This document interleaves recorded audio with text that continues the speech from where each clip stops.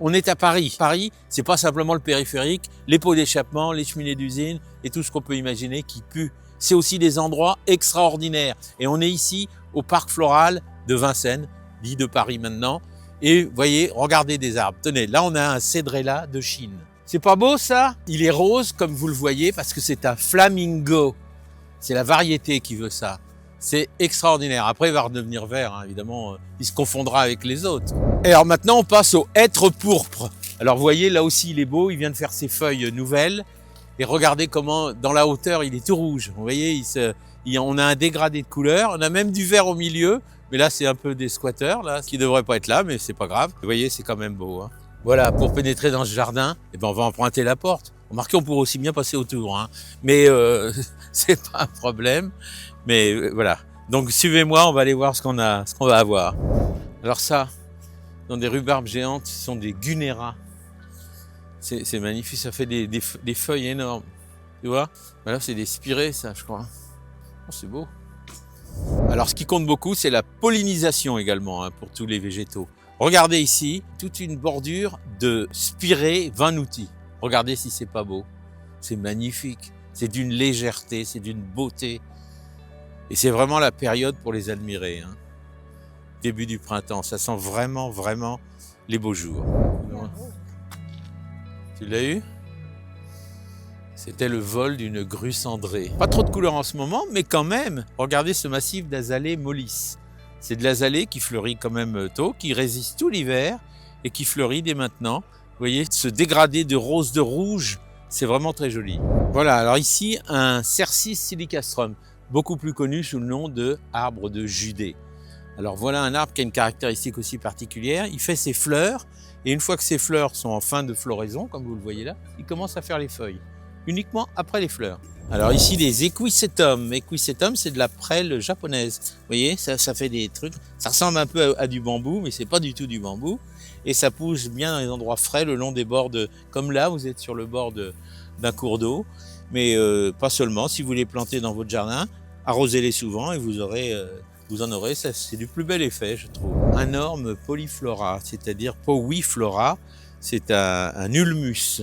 Voilà, c'est le nom botanique. C'est un peu l'orme du Japon. Celui-là, c'est un vert, mais il existe aussi dans différentes teintes, également en pourpre, également en blanc. On a différentes tailles. Mais celui-là a une très belle forme, vous voyez.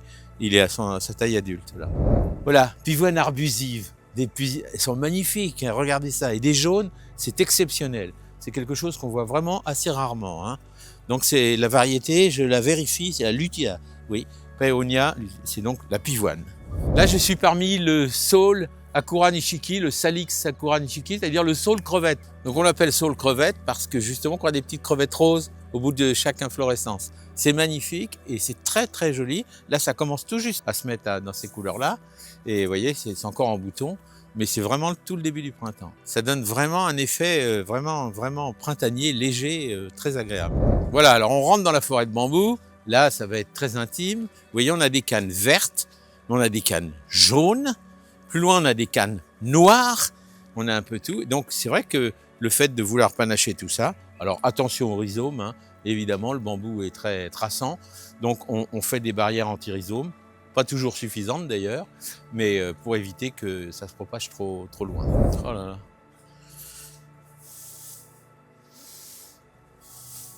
Alors, fougère arbusive, bienvenue en Australie.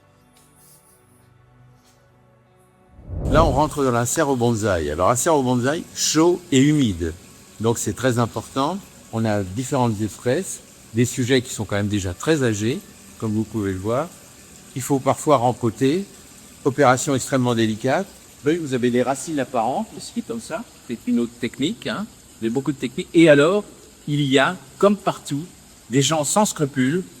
Vous voyez, ici, il est indiqué, cette plante a été volée par une personne sans scrupules et sans respect pour le travail des jardiniers et des collections. Le mal est partout. Bien, un petit coup d'œil au Photinia Red Robin. C'est celui qui devient tout rouge. Vous voyez comment il est rouge? Et quand il y a un peu de soleil dessus, c'est magnifique. Alors, ce qu'il faut bien comprendre, c'est qu'il reste vert en principe toute l'année, tout l'hiver. Là, au printemps, on le voit qu'il se colore en rouge. Et bientôt, vous allez voir que toutes ces inflorescences, là, celle-ci, ça va devenir tout blanc. En une année, vous allez avoir du vert qui va passer au rouge et après au blanc. Donc vous voyez, c'est une haie vivante qui va rester très attractive pendant toute la saison. Donc si vous avez une haie à faire, persistante, je vous recommande le Photinia. C'est vraiment un produit extraordinaire qui en plus pousse très vite. Voilà, selon l'exposition, le Photinia peut fleurir plus ou moins vite. Ici, vous voyez, on vient de voir ceux qui ont été plantés dernièrement. Ceux-là, qui ont une exposition un petit peu différente, sont déjà en fleurs de partout. Ça, c'est que des boutons à fleurs. Comme je vous le disais, ce ne sera qu'une barrière blanche d'ici une dizaine de jours. Mais c'est quand même vraiment intéressant de voir un peu comment ça se passe et c'est vraiment le bonheur des abeilles. Voilà, je ne résiste pas au plaisir de vous montrer un cerisier en pleine fleur, là, magnifique, et un pommier à côté. Contrairement à la chanson qui dit cerisier rose et pommier blanc, c'est l'inverse, hein. C'est cerisier blanc et pommier rose. Mais bon, c'est pas grave, on n'en veut pas aux poètes, hein. C'est très joli, quand on regarde de près, on s'aperçoit quand même que c'est très fin et que là aussi c'est le régal des abeilles. Céanote srisiphorus, ça c'est la céanote arbusive. Alors sachez qu'il existe également de la rampante, ce que vous devez connaître, qui donc se répand sur le sol et fait couvre-sol, et très joli également. C'est la même fleur, hein. Il y a une fleur de ce bleu là, intensif, une curiosité de la nature, une plante un peu originale qui change de l'ordinaire. Donc voilà. Voilà, alors je ne voudrais pas conclure cette vidéo sans vous montrer cette glycine fabuleuse. Regardez un peu. Elle grimpe aux arbres, oui, c'est sûr. Mais personne n'ose y toucher parce qu'elle est trop belle quand même, hein. Et alors, évidemment, vous n'allez pas sentir l'odeur, mais il y a une odeur qui se dégage ici, qui est quand même envoûtante, hein. Donc voilà, alors les glycines, sachez qu'il en existe des blanches, il en existe aussi de différentes couleurs. Je crois qu'il y a des roses également. Et puis il y a aussi ces bleus, c'est la plus classique, c'est la sinensis, celle-ci. C'est le Wisteria sinensis, voilà le nom latin. Mais bon, on l'appelle la glycine et ça nous va bien comme ça. Donc va pour la glycine. Donc on va faire un petit tour pour voir un petit peu comment elle tourne et comment elle contourne. Donc celle-ci, elle a trouvé un conifère pour la supporter. Donc tout va très bien.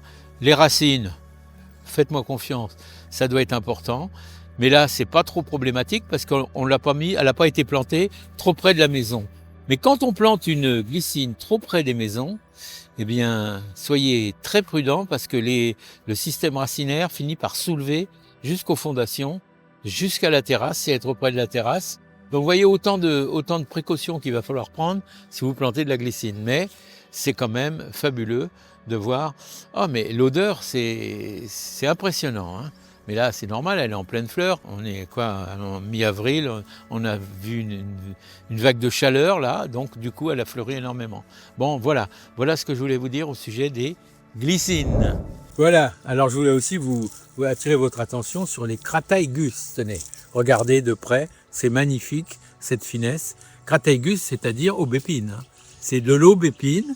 Alors on a de l'aubépine blanche comme celle-ci, on a de la rose, on a de la rouge, il y a différents tons qui existent, importantes, enfin vraiment très jolies, enfin je trouve moi. Et vous voyez, pour faire un chemin de table par exemple, vous mettez quelques branches d'aubépine dessus, c'est magnifique quoi.